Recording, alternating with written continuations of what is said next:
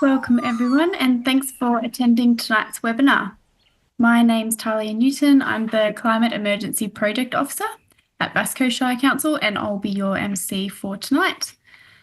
I'd like to start by acknowledging the Bunurong and the Gunai Kurnai peoples as the traditional owners and custodians of the lands and waters that I'm on, and I'm sure many of you are too. I'd like to pay respects to their elders past, present and emerging, as well as any Aboriginal elders of other communities who might be joining us tonight. If you're joining us from anywhere else in Victoria, feel free to introduce yourself and acknowledge the country you're joining us from in the chat. Tonight's webinar, All Electric Homes, is part of a series of webinars that Bass Coast and South Gippsland Shire Councils have partnered with Renew on across 2025.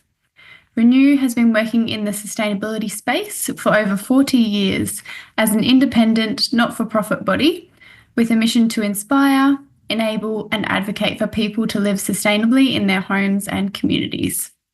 This webinar, as well as all the other webinars, will be recorded and made available on the CAP, the Community Action Portal, for future viewing.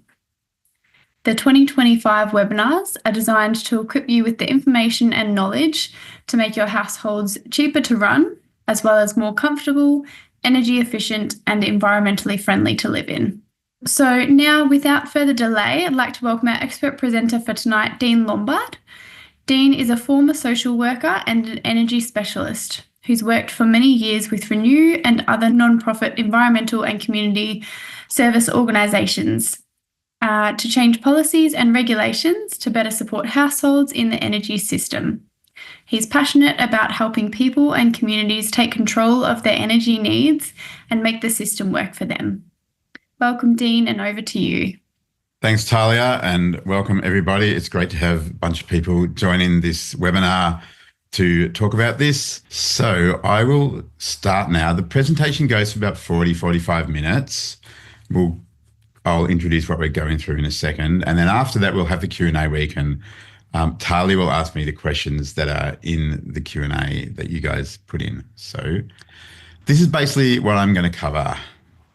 Firstly, a bit of an introduction to all electric homes, where they come from, where they're going, and a bit of the why.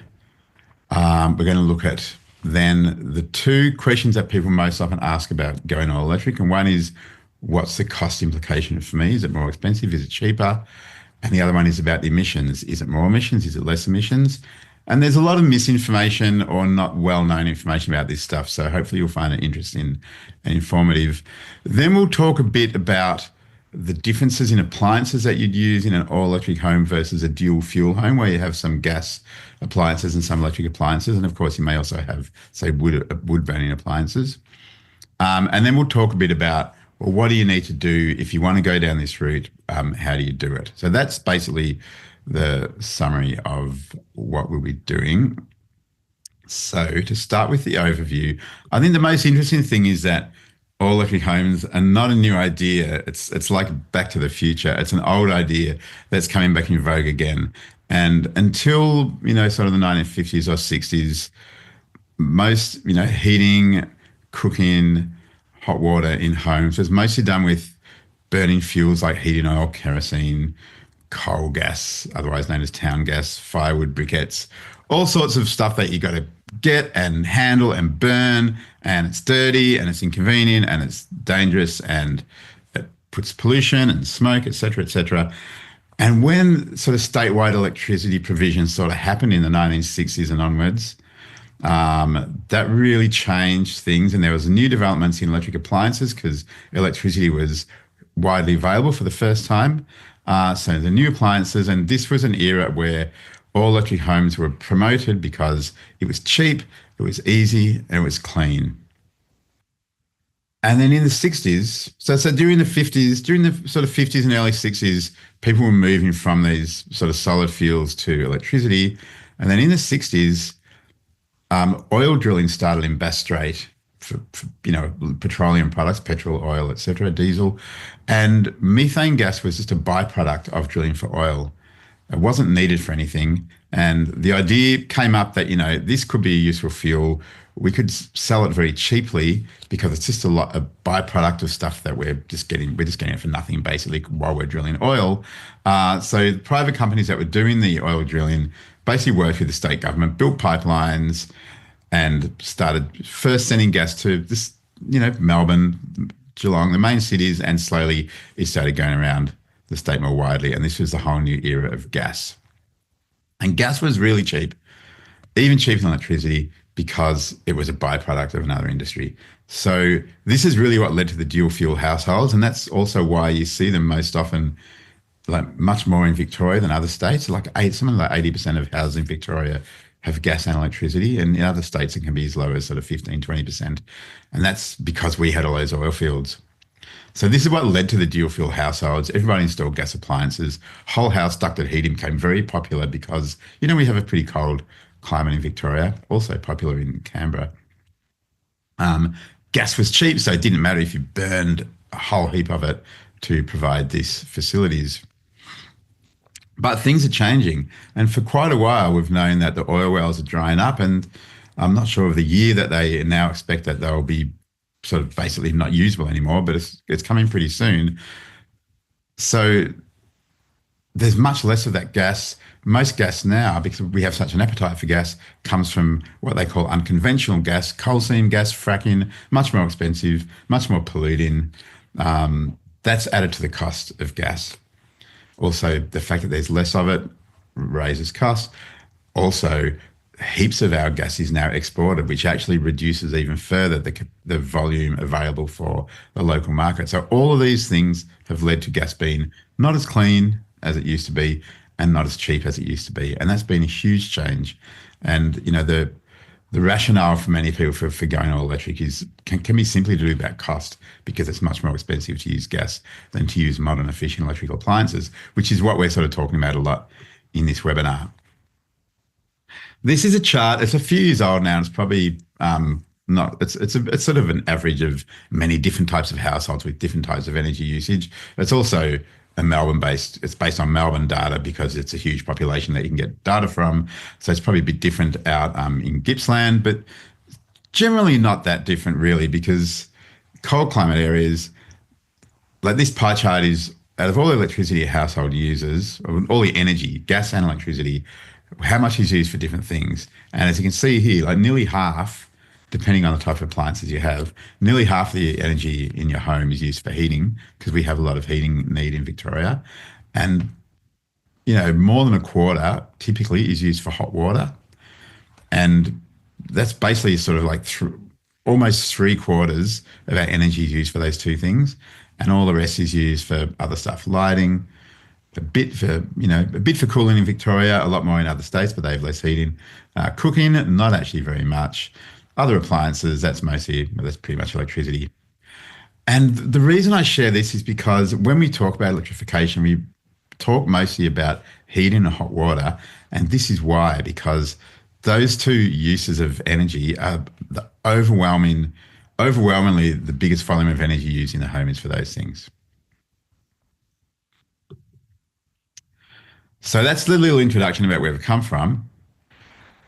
Now I'm going to look at those two issues, cost and emissions, because they're the ones that people care about. And they're the ones that, people value their financial resources, because they got, the value of things that they pay for, and they value impact on the environment. So we'll look at the cost first. And this is a good one to do because Renew has done a heap of really practical research on the differences in cost for households of having electric appliances or gas appliances, for those appliances that you can use either fuel for, mainly heating and hot water. And Renew did this research first in 2014, so more than 10 years ago. They also did it in 2018. That was the most recent one. They've done another similar one more recently. But these first two reports, their findings are pretty similar. And generally, that's the summary of the findings. Might be a bit more upfront cost when you're replacing appliances. And this research was done on the basis of you've got a gas appliance, it needs to be replaced. Should you get another gas appliance, or an equivalent electric appliance instead. And these reports found, the electric ones, a bit more expensive to buy, but much lower energy bills. So over the life of the appliance, you get lower costs altogether. One of the things that came out of this also was that, and if you think about your electricity bill, you pay an amount for, or your gas bill, you pay an amount for how much you use, but you also pay this fixed amount, a daily charge or a monthly charge or a quarterly charge. That's a fixed cost of just having the connection. And one of the things that this report really highlighted is that fixed cost of a gas connection actually costs quite a bit, especially when you look over, say, 10 years. So when you take your last appliance off gas, you not only save, the difference in the running cost, you also save that gas connection. It's often close to $1 a day for the life of that appliance as well. And that's a really important part of the economic sort of the economics of the change of appliances. When energy prices started to go up sort of during and after the pandemic, we needed some more analysis just to look at, now that electricity in particular has gone up,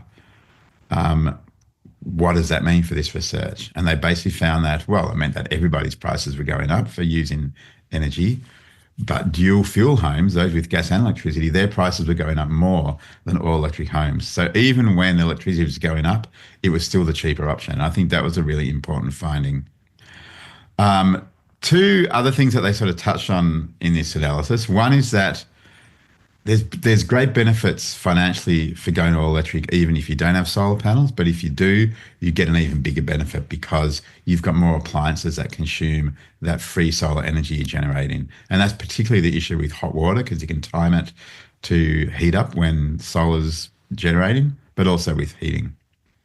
The other thing they found in this last research paper from 2022 was that energy use is affected not just by the appliances that you use, but also by the thermal performance of your house, how well it keeps heating, for example.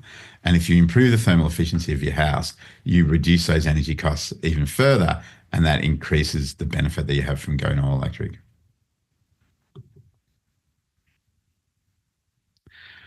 The gas industry doesn't really like people stopping using gas. Obviously, it's their business is selling gas. And some of the misinformation that you get out there, from not just from the gas industry, but from others too, is that, well, gas is so much cheaper than electricity. And on the face of it, it is. If you get out your gas bill now and your electricity bill and you look at the unit cost, the amount that you pay per kilowatt hour or per megajoule of gas, you'll see that electricity is, typically around 33 cents a kilowatt hour in Eastern Victoria.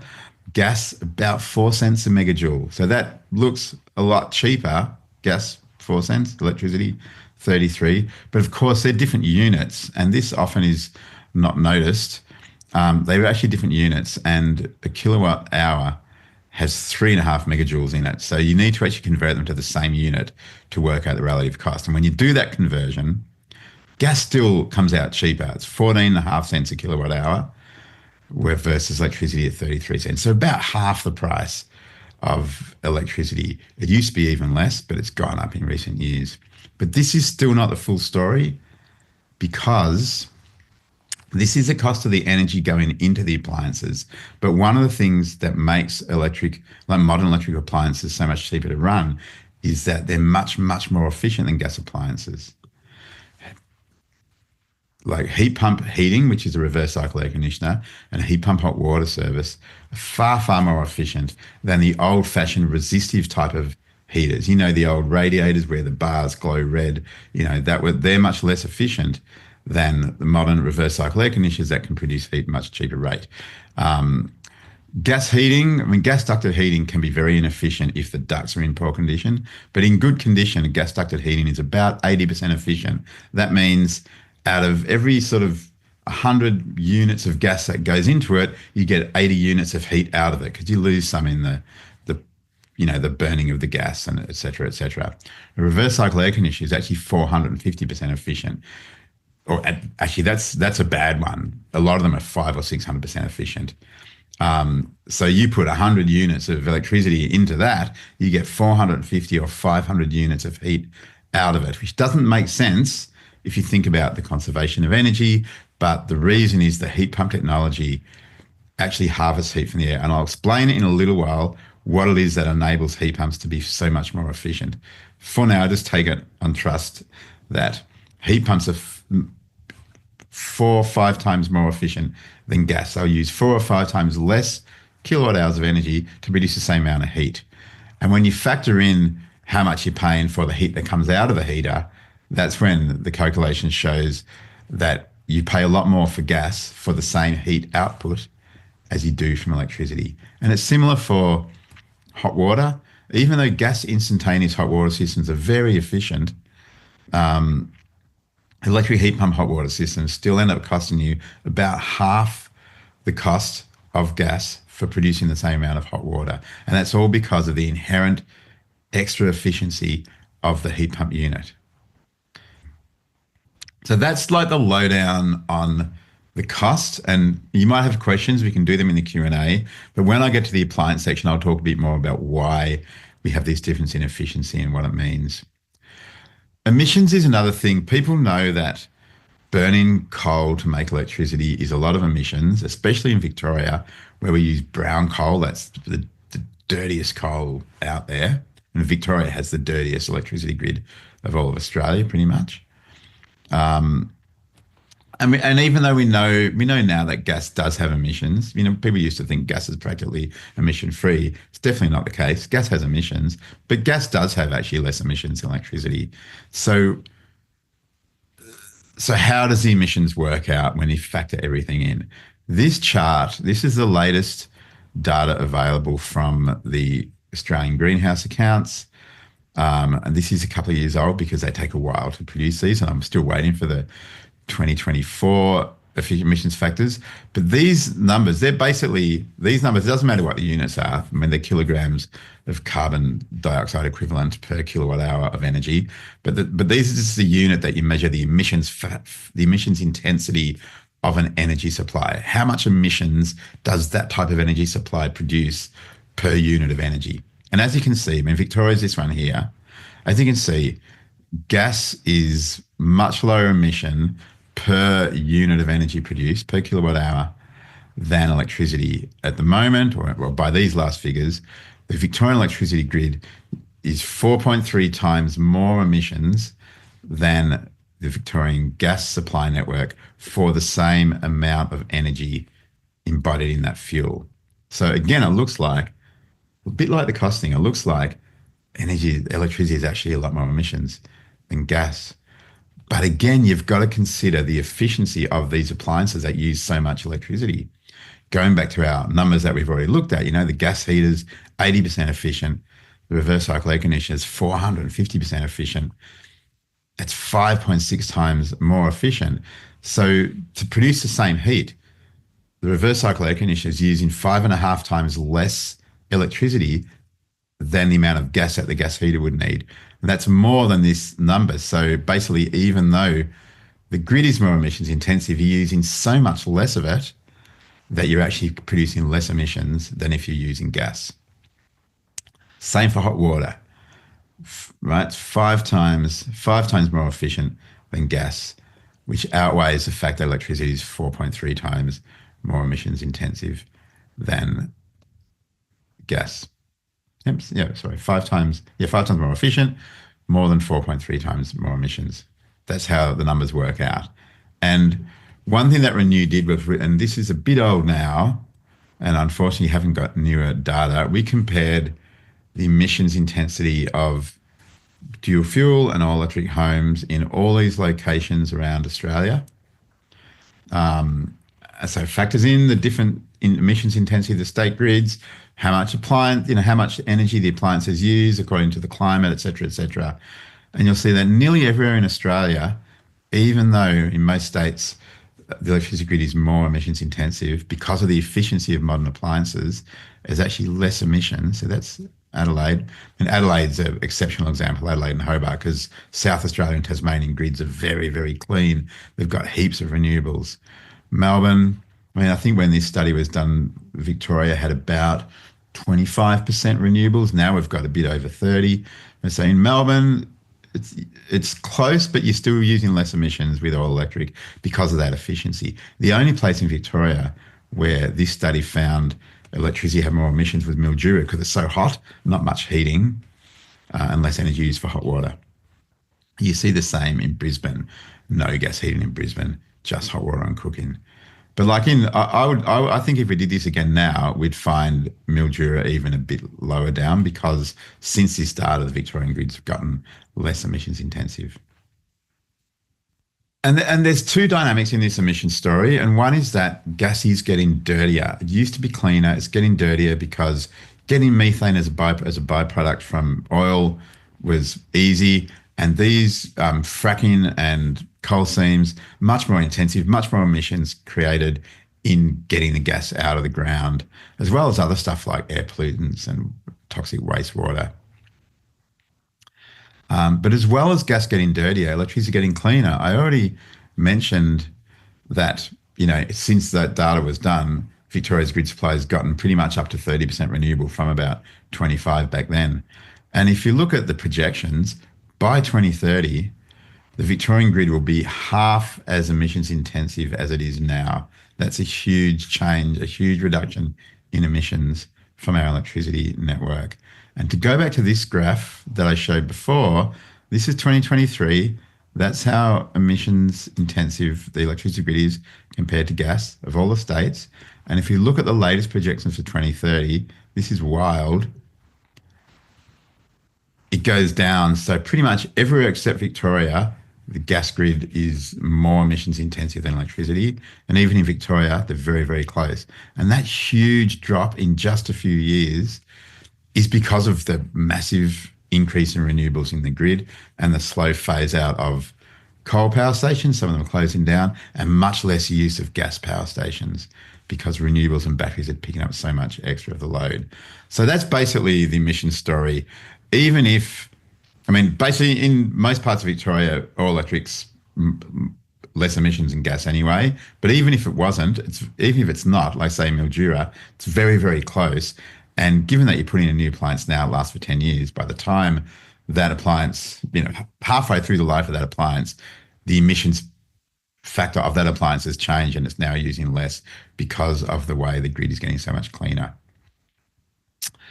So that is the basic lowdown on the emissions and the costs. And I have raced through that a little bit because we have got a bit to get through. So please do ask questions in the Q&A. If I didn't cover something that you're interested in or you didn't understand something I said, and I'll have another go at it when we get to the Q&A.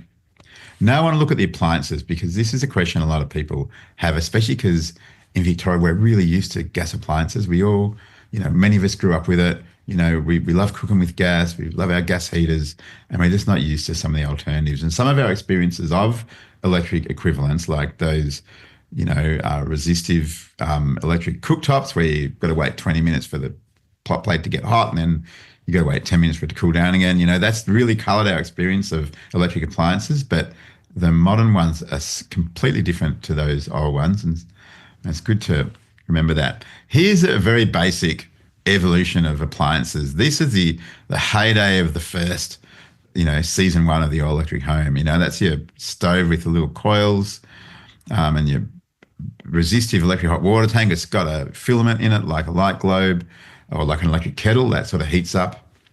And these radiator heaters with, again, resistive, they've got this bar that heats up when electricity flows through it. That was the old electric appliances. And these gas appliances that have become popular from the sort of 60s and 70s onwards are what a lot of us are used to, your gas cooktop, and that's actually a really nice looking stove, that one. And you might have your wall furnace or your console heater or your ducted heater, your gas hot water system, the mains pressure and gas burner in the bottom of that. That's what a lot of houses have now. The new stuff, you've got your heat pumps, like the heat pump hot water system, same idea, a tank, but it's got one of these compressors like a reverse cycle air conditioner has that provides the heat. And the reverse cycle air conditioner, we've all seen these. A lot of us have them as air conditioners, but might not use them for heating. Same thing, you got the compressor that goes outside that produces the heat, and then this thing spits out the heat when you want it. And then there's the induction stove, which, and again, some modern resistive stoves look like this with the glass top. But the thing that the induction stove does is it actually heats up the cook the cooking the cooking vessel directly through induction. So the induction process actually sort of vibrates the atoms in the cook pot to make it get hot straight away, instead of this old way, which is transfer of heat by putting a thing on a hot thing and wait for it to heat up as well. So it heats directly, so very quickly. And these are controllable, pretty much the same as gas stove. You turn them on, they're hot straight away. You turn them down, they get less hot straight away. You often see the ads of these. They put a bar of chocolate right next to the burner and melt a chocolate in the pan, because the heat's really focused just on the pan. So it's a very different thing to what you might be used to with the old electric ones. And these are your main appliances you'll have in an all-electric home. I said I'd go back to the heat pump, and look, we could talk for hours about all the technical stuff about how a heat pump works, and that wouldn't be me doing that because I'm not an engineer and I can't talk for an hour about it, but I can talk for 30 seconds about it. The basic principle is it's like a fridge. Like a reverse cycle air conditioner as a heater works like a fridge in reverse. And a reverse cycle air conditioner, doing cooling is exactly like a fridge. But here's how it works. In those resistive heaters, you put the electricity in and you stuff the electricity through a really thin wire, which makes it get hot.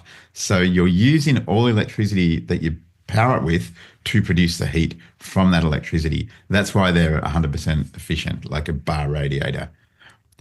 What a heat pump does is the electricity that runs it, the heat is not actually coming from the electricity. The electricity runs the pump in a compressor that basically extracts heat from the air that's around the compressor, because the air outside is full of heat. Even when it's cold, it's still got heat in it. And the compressor extracts the heat from the air and then sends that heat to the unit. And that's why you put out so much more heat than the energy that you put into it, because you're getting the heat not from the electricity, but from the environment around the compressor. It's while it's in here that the thing happens. And it works the same way as a fridge, with a gas that expands and contracts and sucks in heat or spits out heat, depending on how you do it. Some people go, well, how does cold air have heat? And some like, hot water installers or heater installers sort of say, oh, these heat pumps don't work in cold weather because there's no heat in the air. That's not true. Cold air still has heat. And there's a very technical explanation for that, and it's to do with, Kelvin, the Kelvin temperature scale. But the simple way to do it is, we've all experienced 2 degrees. It's 2 degrees outside. It's really cold, right?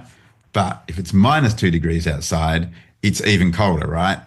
How can that be? That can only be because there's more heat in the air when it's 2 degrees than when it's -2. So even though we don't experience that as heat, we just experience cold. It's because of the heat that it's less cold than when it's colder. So I hope that makes a bit more sense. It just makes us thankful that we never experienced the complete absence of heat, because that's -200 degrees, 273 degrees Celsius, and that's very, very cold. I'm going to go over the appliances now, because this is what you really sort of, I guess, you need to know when you're thinking about, if you're thinking about doing this, well, I need to know about the appliances. How do I get a good appliance? And I'm going to start with heat pump hot water systems, because they're not very common. Most people don't really know anything about them. Most of us know about reverse cycle air conditioners, but heat pump hot water systems, we don't really see them out in the wild very much. They're still not very common. They're becoming more common.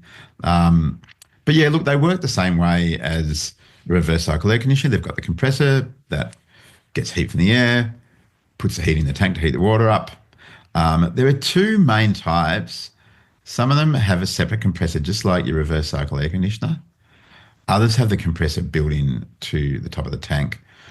And look, there's a few pros and cons about each of them. But the main issues really are, do you have enough space for a compressor, or do you want to have this because you've got less space? Some people say, if the compressor breaks down here, you can't just replace a compressor. You got to replace the whole thing. And some of these you could just replace a compressor, but it's not always easy just to replace a compressor anyway. So I think the main reason you might choose this versus this would really just be about how much does it cost versus how well it performs, or have I got room, or do I really need to use less space?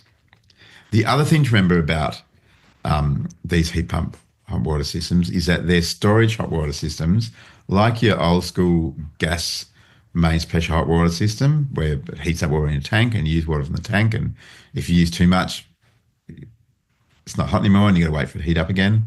That's very different from the instantaneous gas hot water systems that a lot of us have now, where it heats up the water as you use it.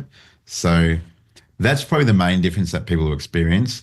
But the thing about these storage hot water systems is that if they're in good working order, they work fine.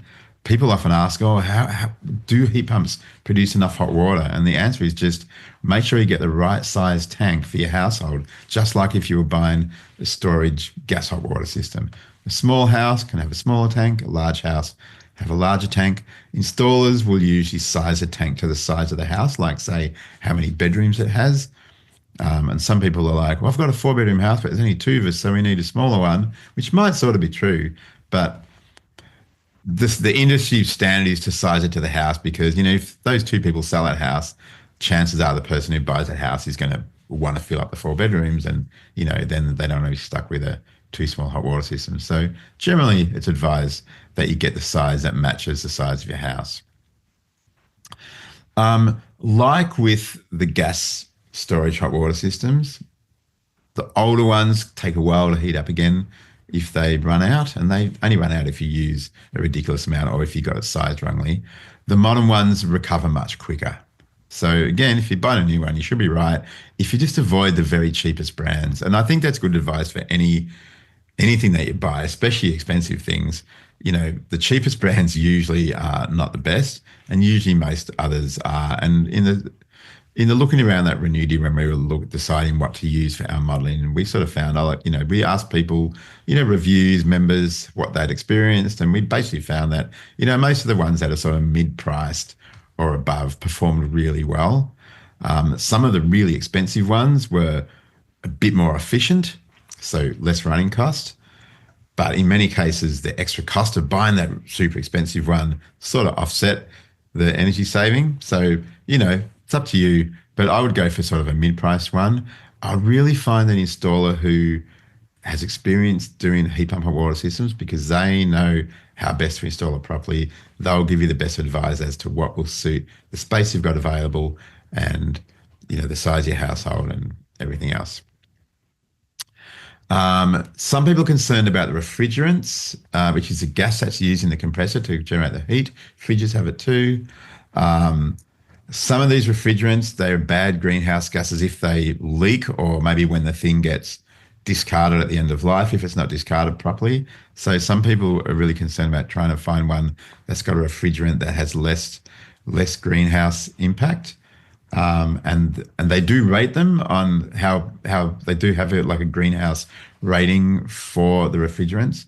And carbon dioxide, sort of ironically, is actually the best refrigerant gas for these because all the other gases they use for refrigerants have an even bigger global warming impact than CO2. 2 other important things are the noise, especially if you're in in the suburbs or built-up area where you've got close neighbours. Some councils have rules about noise of appliances all outside the house. Low noise is about 40 to 50 decibels, so that's something to aim for. If you're far away from other neighbours, it's not as important, but it still might affect you if it's near a bedroom. That's a good thing to look at when you're buying one. Is it low noise? More expensive ones tend to be lower noise, but some of the mid-price ones are pretty good noise. And the coefficient of performance is also a good way to compare them to each other. That's just a number that says how efficient they are. And it sort of lines up with the star rating system that you see on a lot of appliances. The higher the coefficient of performance, the more efficient it is. The coefficient of performance really just is a number that mirrors the percentage efficiency. If something's 450% efficient, it'll have a COP of 4.5. If it's 600% efficient, it'll have a COP of 6. So that's what you look for to compare efficiency among different models. The other thing I'd like to remind people of or advise people of really is be prepared. If you've ever bought yourself a hot water system before, you'll know what I'm talking about. Usually, the way that you find out your hot water system needs to be replaced is that you turn on the shower and there's no hot water. And then you just want a hot water system as quickly as possible. And the experience many people have had who I've spoken to has been they knew they always wanted a heat pump hot water system once their gas one packed up. And then when it happened, the plumber came out and the plumber's like, I can give you another gas one today and get you up and running. If you want the heat pump, it's going to take a week to source one and get it from the supplier. And in a few cases, those people ended up getting a gas one, even though they wanted a heat pump and wanted to go electric because they didn't want to be without hot water for all that time. So I always advise people be prepared. If your hot water system is getting old, find out what's available in terms of heat pumps, where you can get them from. Some people even, if you can afford to be a bit proactive, if your hot water system is 15, 20 years old, it's probably going to break down sometime in the next while. Sometimes it's better to replace it before that happens and then you don't experience that week of cold showers. And yeah, some plumbers don't know much about heat pumps, so that's also changing. So that's why I recommend find an installer that knows what they're doing.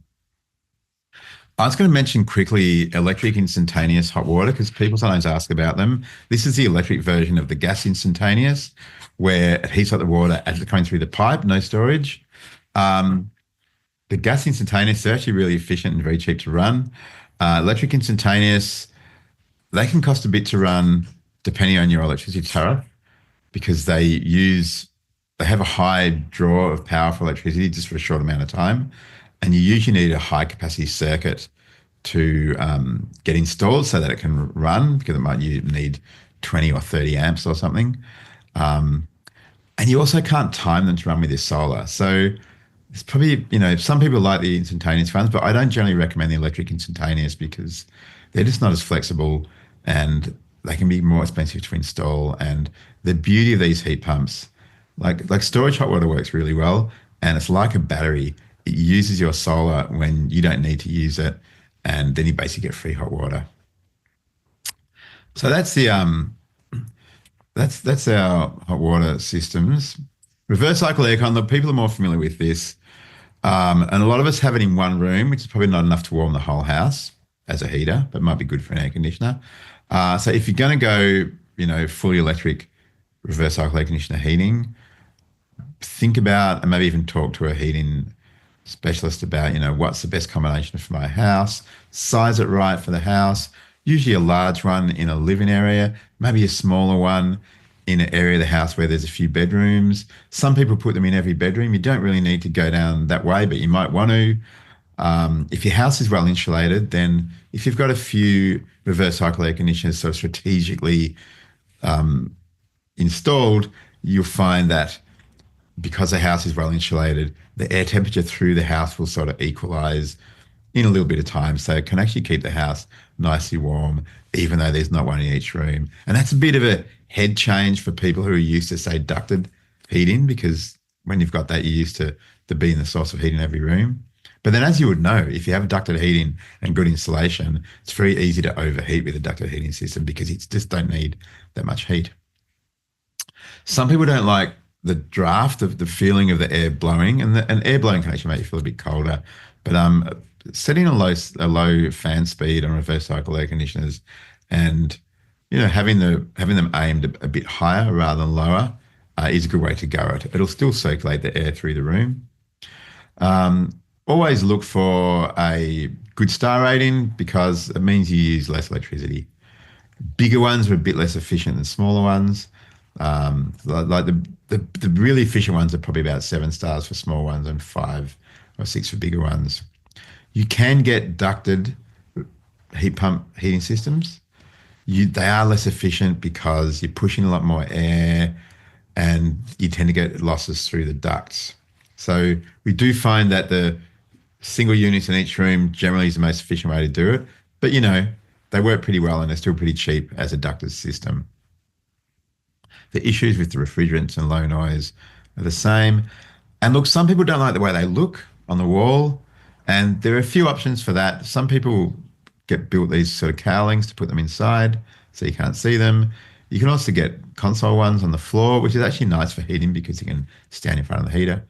Um, and you can get these multi-head units where and this is especially useful for if you've got limited outdoor space for the condenser, the compressor, where you have one compressor unit that powers 2, 3, or 4 head units in different rooms, each with its own separate control. They can work well for people. They're also a bit less efficient because you see up here that the bigger units are a bit less efficient than the smaller ones, and it's just because of the sort of reverse economies of scale of the heat pump sort of technology. So they can be a bit less efficient. But if it works for your house and your setup, then that's a good way. It can be a good way to go. Floor issues, space issues of putting the compressor can really be an issue if you put in a few reverse cycle air conditioners in a house, especially on smaller blocks. There are other options for installing them. They don't need to go on the ground. You can install them in brackets on a wall. I've seen them on a roof as well. So there are options for them. Some of those other types of installations might be a bit more expensive. There's options there. I would, like any big expense, if you're going to drop some serious money on getting a few of these in your transition to all electric, I would get a few quotes from installers and talk to them about the options and see what they say, because they installers are the ones who know what works best in different situations. And when you go with a few installers, you tend to figure out the good advice. Whereas when you go with one installer, you never quite know whether they're actually giving you good advice. Comparing a few different advice is a good way for any investment in something that's, something like this. Induction cooktops. So there's a picture with the chocolate and the molten chocolate. Again, very different to the old-fashioned electric cooktops. Immediate power control. They can boil water as quickly as a gas stove, and they're safer because there's no flame, and they only heat the pot, like the surface of the induction cooktop doesn't get hot. It also doesn't have indoor air pollution like gas, and gas does put indoor pollutants into your home, gas cooking. If you've got really good extraction fan, you sort of minimize it, but the risk is always there, and it's been associated with some childhood respiratory complaints. That's another consideration. A few things to be aware of is that because of the way the induction works, it needs a ferrous metal, which is a metal that's got iron in it. And some cookware doesn't have that. So aluminium cookware doesn't actually work with induction because it can't induce the heat. Copper also doesn't work. Stainless steel mostly works, apart from the really cheap, lower grade stainless steel that doesn't have enough ferrous metal in it. Cast iron works great. The easiest way to check if your pots will work with induction is to stick a fridge magnet on them. If the fridge magnet sticks, then it'll work with induction. When you're shopping for one of these, look, they come in all different shapes and sizes, and the different types of controls. And I've used a few of them. I don't have one myself. I'm in a dual fuel home. Interestingly, that's because I'm a renter and I don't really have the choice. But I've used quite a few of these, and they all have different ways of controlling them with little touch sensitive buttons. I would go to a place where you can check out different models and try them out and see what works for you, because different ways of control work differently for different people. Find the one that suits you, and that'll make you happy. Check the reviews, which is always, again, good advice when buying any appliance.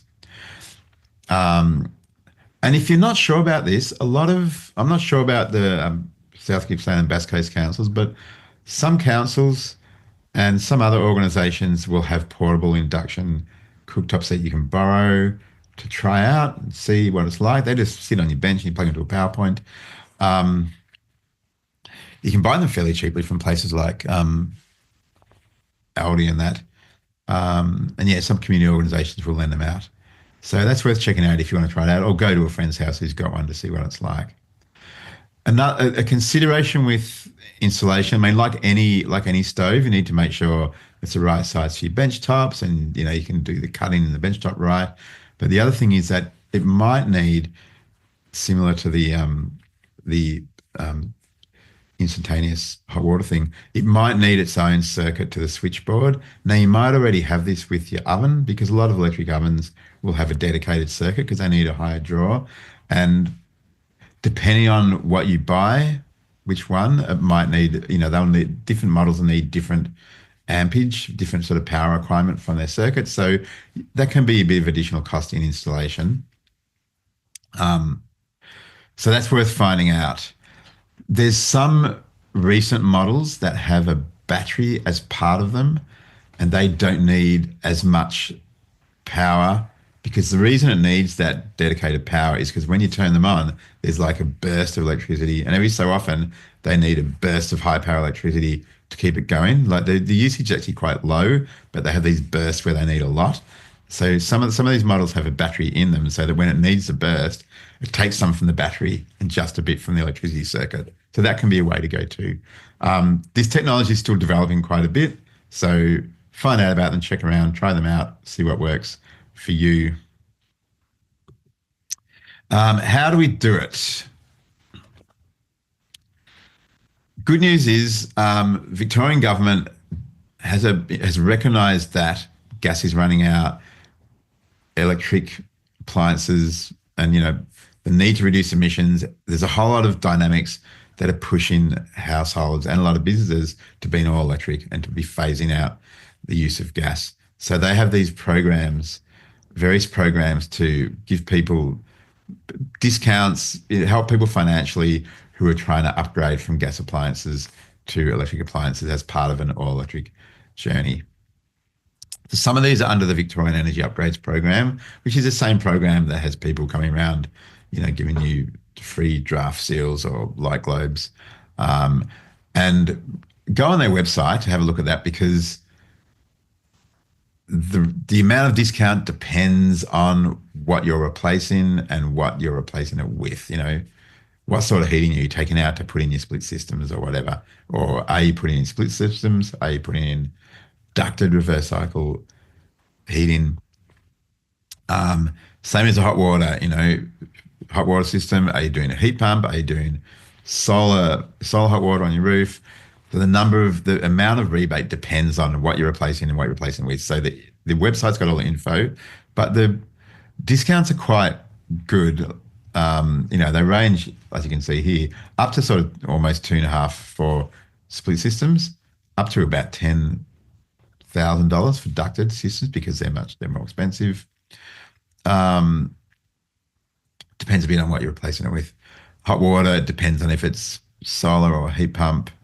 There are also some $1,000 rebates from the Solar Homes program in the Victorian government, which is a different program, different eligibility criteria. Try one, try the other. Just find out what the best deal is for you. The installers who are used to installing these will probably have a bit of good info about the rebates, and the rebates work by you put in paperwork with the installer and they take it directly off the installation cost, which makes it easy. I know I forgot to check this, but the Victorian government has promised that there's some rebates for induction cooktops, and apologies, I haven't checked to see if they've finally delivered these rebates. Towards the end of last year, they still hadn't happened. I'm not sure if they're there now, but if you look on the website, you'll find them. The Victorian Energy Upgrade program has a whole lot of other discounts too for all these other appliances, for these energy efficiency scorecard checks to identify, best investment to make your house better insulated. They are, at some time there'll be rebates for installation, but not yet. And of course, the Solar Homes program also has discounts and loans for solar panels and batteries. And there are sometimes, some of the councils may in the future have some other rebate programs, because there's a few, like there's a Solar Savers program that some councils use, and there's a few other opportunities to get rebates as well. So look around, find out the information. Some of the energy companies also offer rebates because they use funding from some of these programs to help their customers. So that's sort of the making the money easier part of it. Making the change. People ask, should I replace all my appliances now? Should I do them one at a time? What should I do first? What should I do second? Blah, blah, blah. If you're keen and you've got the cash, change them all over. You can probably sell some of your old gas appliances on Facebook Marketplace and get a bit of cash back. Um, but the advice I normally give is, if you've got an appliance that's working fine, it's a gas appliance, may as well get the life out of it. When it's getting really old and it's getting ready to be replaced, or if it does fail, that's a good time to change it for an electric version. It's sort of the cheapest time because when an appliance fails, you've got to replace it anyway. You already have to spend the money. So why not just spend the money on an electric one instead of a gas one? And then you get lower cost because of the lower running cost. The one thing I would recommend though is if you end up with just one gas appliance left, say you had two gas appliances, say you had a cooktop and a hot water heater, and your hot water heater goes, and you go, oh, okay, I should change this now. That's actually a good time to change your last gas appliance too, especially if it's a cooktop. And it's because of that thing I said before, as long as you've got a gas connection, you've got that daily cost of having a gas connection no matter how much you use, and especially the cooktop, like the amount of energy you use by cooktop, whether it's gas or electricity, is not very much really in the grand scheme of things. Remember on the graph, it was like 2 or 3%. So if you've only got one gas appliance left, it's always worth replacing it, even if it's still got a lot of life in it, because you'll be well ahead financially because you're losing the cost of the gas connection. And the research at Renew did show this very conclusively. And I've mentioned these things a bit in talking about the appliances. You know, some of these electric appliances you might need to put in extra circuits. The cost is generally worth it because of the amount that you're going to save over the life of the appliance, and also it's helping your house get ready for other changes like electric vehicles are coming along and more electric appliances, etc. But this is a good thing to check. Do I have enough power coming into my house to handle it, or do I need to get my connection upgraded or upgrade my meter box or something, or my circuit board? Sorry, are there spare slots in my circuit board for new circuit breakers for new circuits if I need a special circuit just for the cooktop or something? And the other thing with the heat pumps is, have I got space for those external units, or will I need to go on the wall or on the roof or something? It's good to find that out early in the stage because that helps you work out, okay, here's my limitations, therefore this is what I'm going to go for. Helps you sort of filter down what you want to use. And if you're a bit skeptical about how well the reverse cycle air conditioner will heat, you can sort of try it out. When winter's coming up, we're getting towards that shoulder season where you might have a heater on just for one day or just for an evening before it gets really cold. Try heating with your air conditioner instead of your gas heater and just see how it goes. Did it get warm enough? What was the impact on my bill? Now, obviously, if you've just got one air conditioner in your main living room because you use it for cooling, it's not going to heat your whole house. But try heating that room and see, does this make my room comfortable instead of using the gas heater? It's a good little experiment to do to try it out. And certainly the modelling that Renew did was that a single room air conditioner on heating mode was much cheaper to run by $200 or $300 a year than a single gas heater in that room. If you're building a new home, don't even connect to gas. Our research showed that new homes are always much more cost effective if you do good insulation and all electric appliances from the start.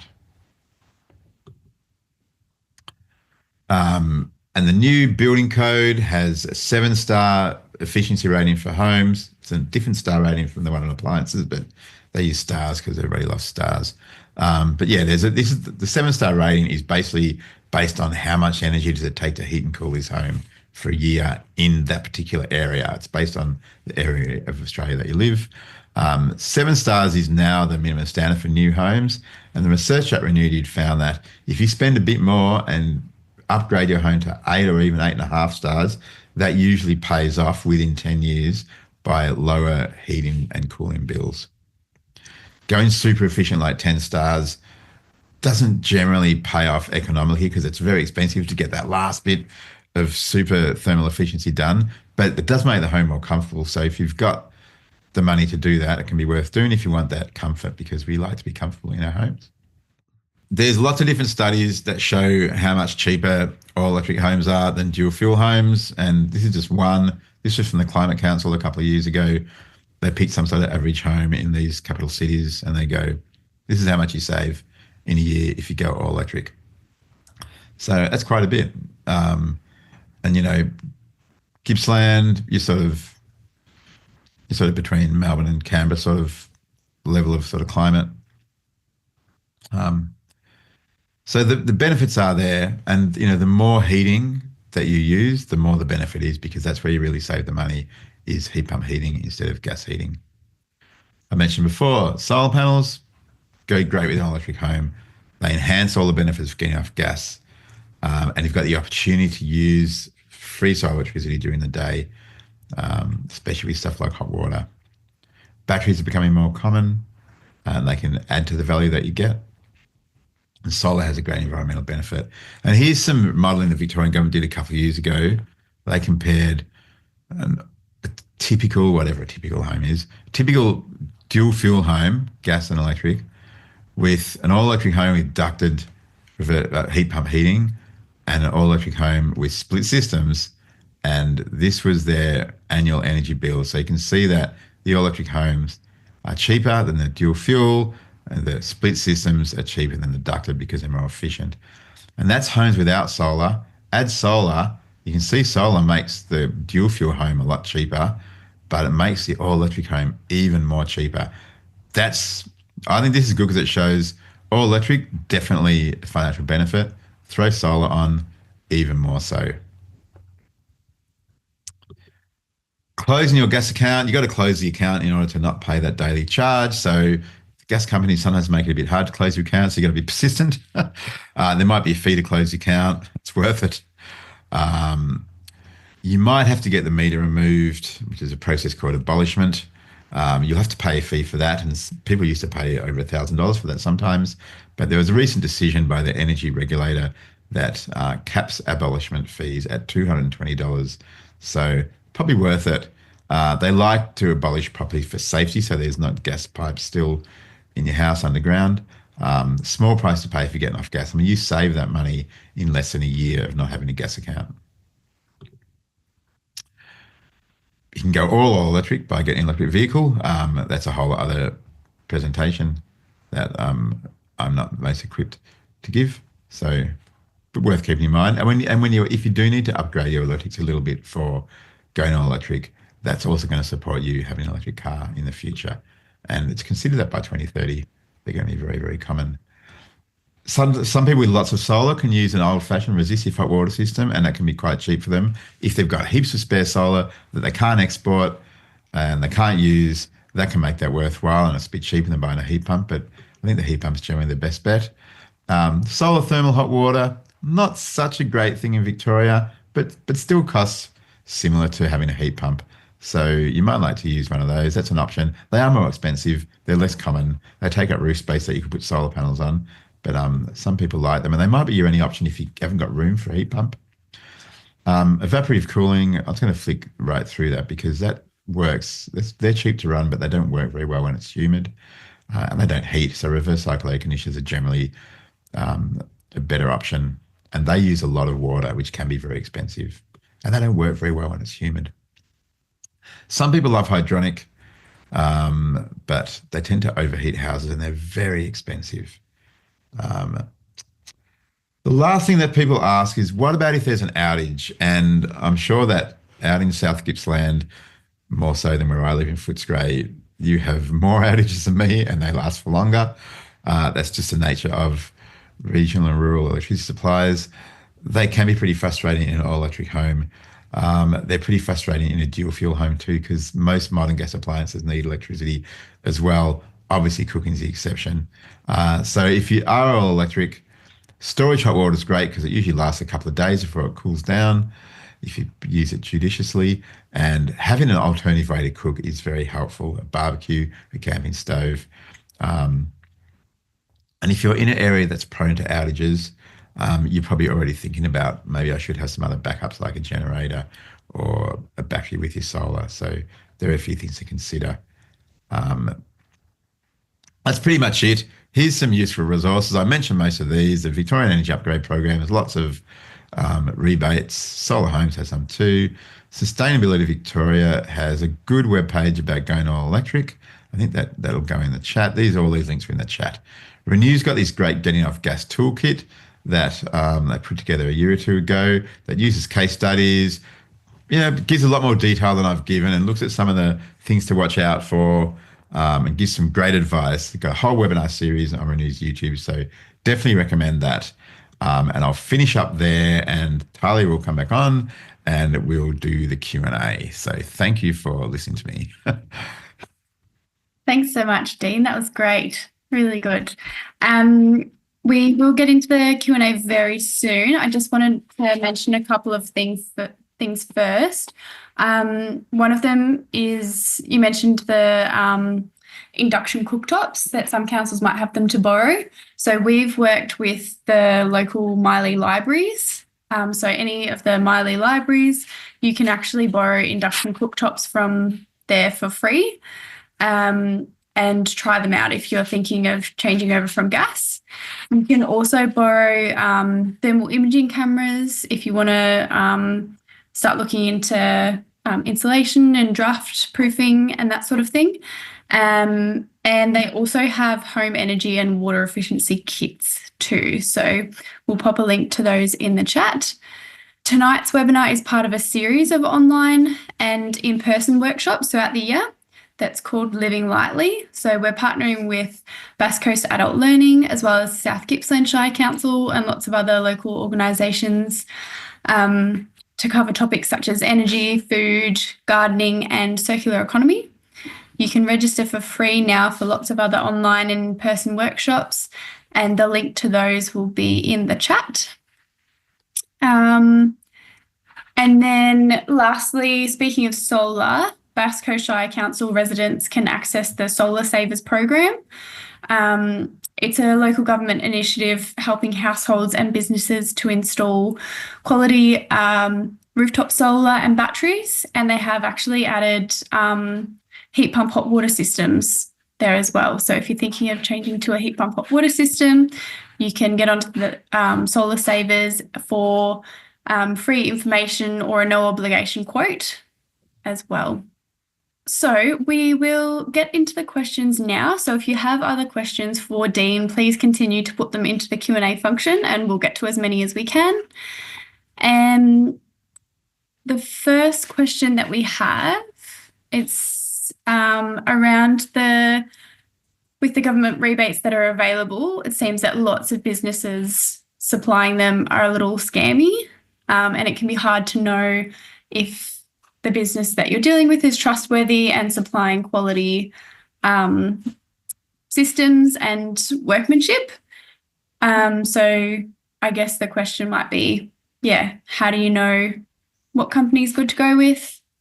Yeah, that's a good question. And, there are approved vendors under the program and there's approved products. So that's supposed to stop them from being scammy, but it doesn't always work, as some people will find out.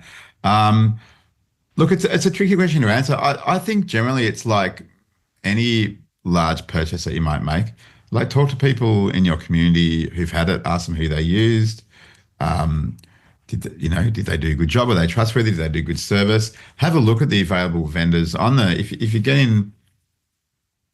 If you go to the Victorian Energy Upgrades website, you can look at the companies and you can have a look online to see if there's reviews of those companies.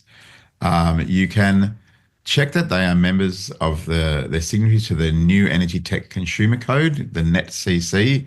That's a industry code of practice that has standards for customer service and how quotes are done and how installations are done. And pretty sure that for most of these appliances, the Victorian government requires the installers to be members or the retailers to be members of that scheme. But I think it might not apply to all the appliances, but it's worth checking that.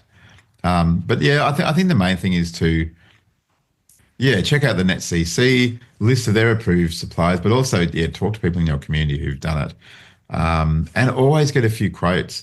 One of the things, especially with these rebate programs, that some companies will go quite actively to try to get customers. Might go door to door, though I think the government's trying to stop people doing the door to door thing, but they'll do some quite aggressive marketing sometimes to try to get people on. You're always in a better position if you're going to them. You work out what you need, and you go to a few different vendors or installers or retailers and get a quote, and that can be a good way to make your sense. When you've got a few quotes together, you can get a better idea of who might be reliable and and you talk to them a bit, and you get a sense from people.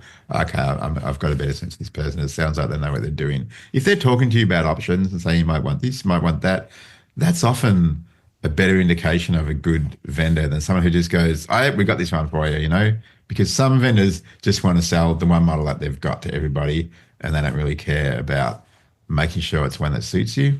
So yeah, one that gives you options and then tells you about the pros and cons to each. I think that's always a good sign for someone that will be good to deal with. So that's probably the best advice I've got. But also really check things like warranties. Do they give you all the information? Do they offer an installation warranty? So if there's an issue with the installation, they'll come back and fix it, because there's a difference between installation warranties and product warranties. The product warranty is if, the hot water system packs up. The installation warranty is if, the pipe comes off. So check that they've got an installation warranty of some kind. And are they giving you the information that you asked for, or are they avoiding answering the question? I think that's a good sign as well, because a genuine, honest vendor will answer your questions. Yeah. Yeah. And if they try to do high pressure tactics like, you've got to sign it before Tuesday or whatever, that's a really good sign that, they don't really care. I take that as a red flag, basically, if they're doing that sort of pressure tactics, because any good installer knows this is a big decision for you, and you've got to be sure that you're making the right one. There's also a really great Facebook group. It's called My Efficient Electric Home.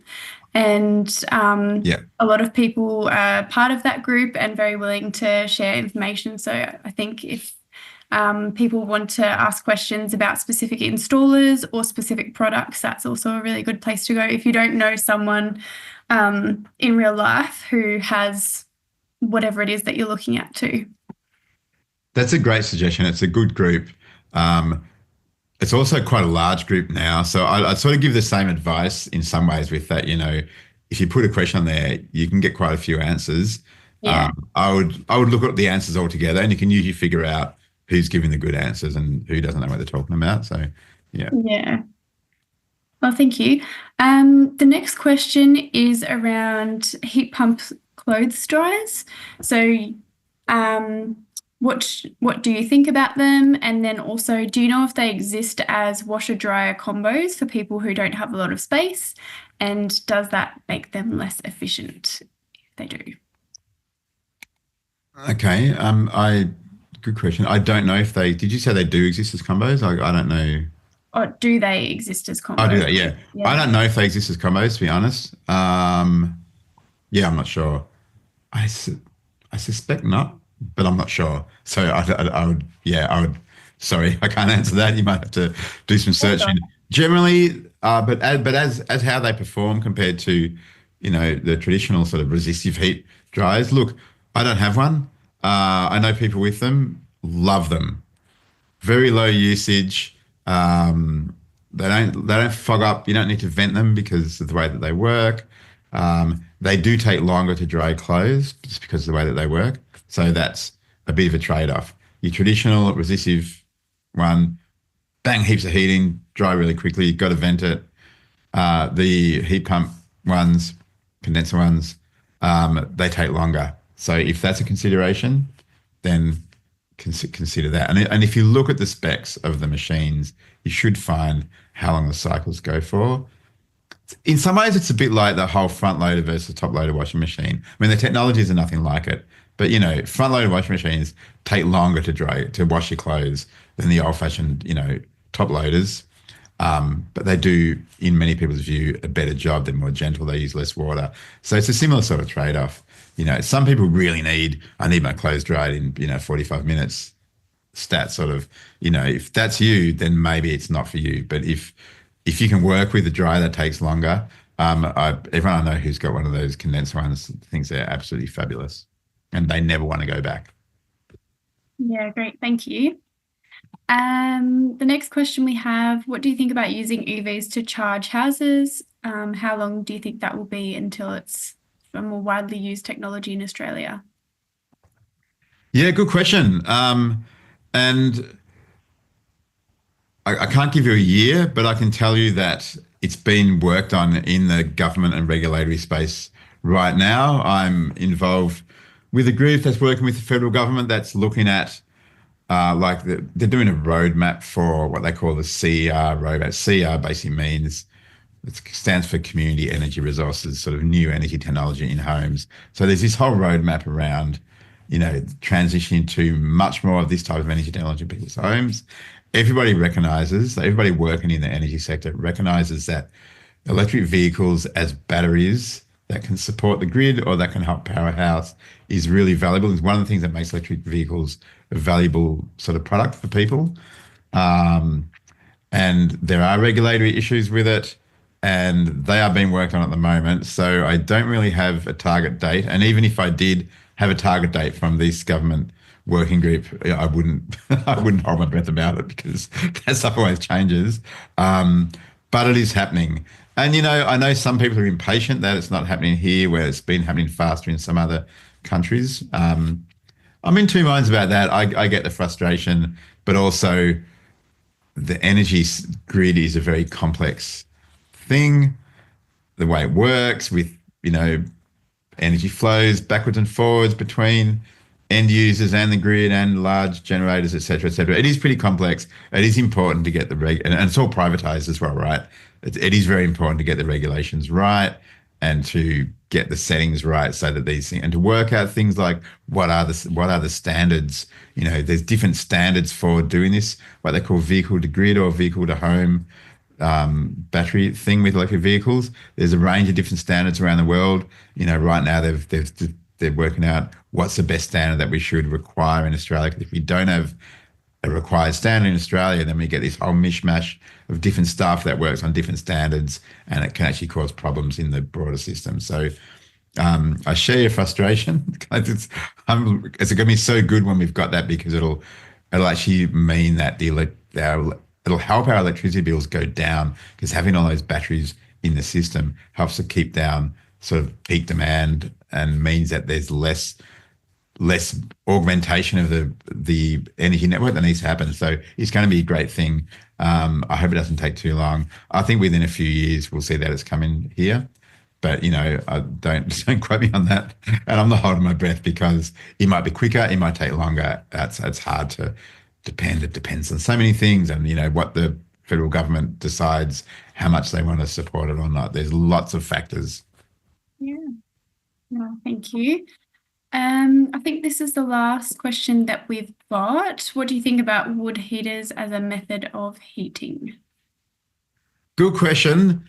And it's a really different question in a sort of outside of a built-up urban area compared to in a built-up urban area. And, I live in Melbourne and there's some built-up in the suburbs here where people love wood heaters and the air is thick with smoke in the middle of winter and they're spending a fortune getting wood in.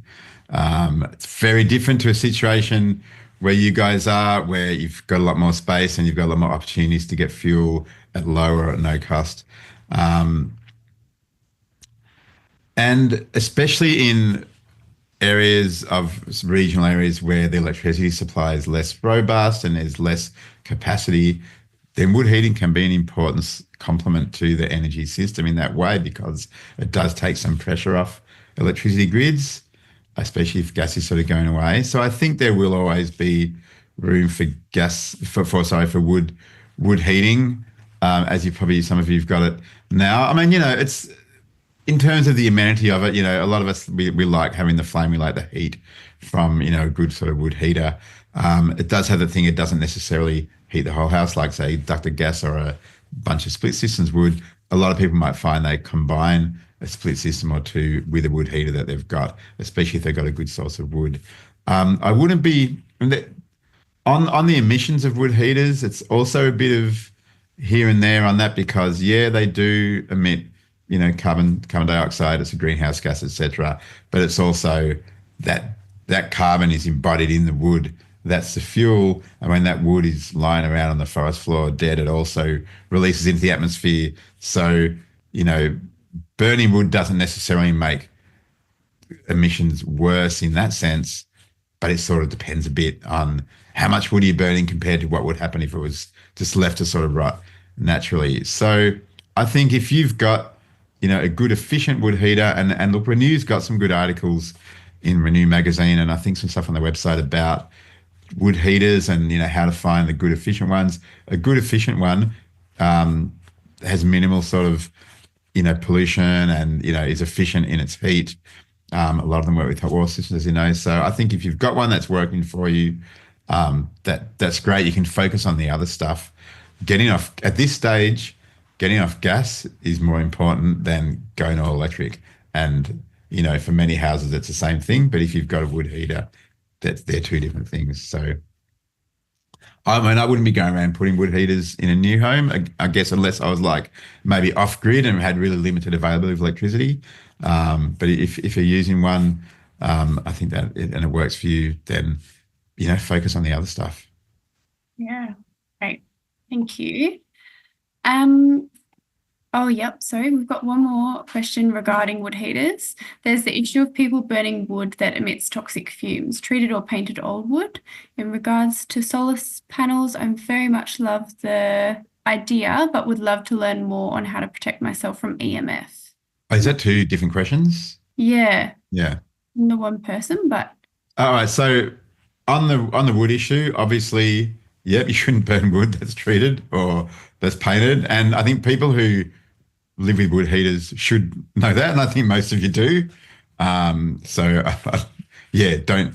Yeah, I only burn wood that's not treated and not painted, and that's probably dried out as well generally, because you get better heat and you minimise other, there's lots of smoke from damp wood.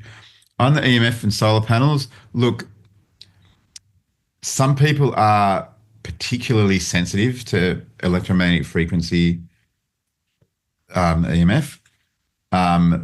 That might be a consideration for you with all of your electrical appliances. It'll probably affect how many electrical appliances you use, whether you use sort of mobile phones and where you might, where you have your meter board.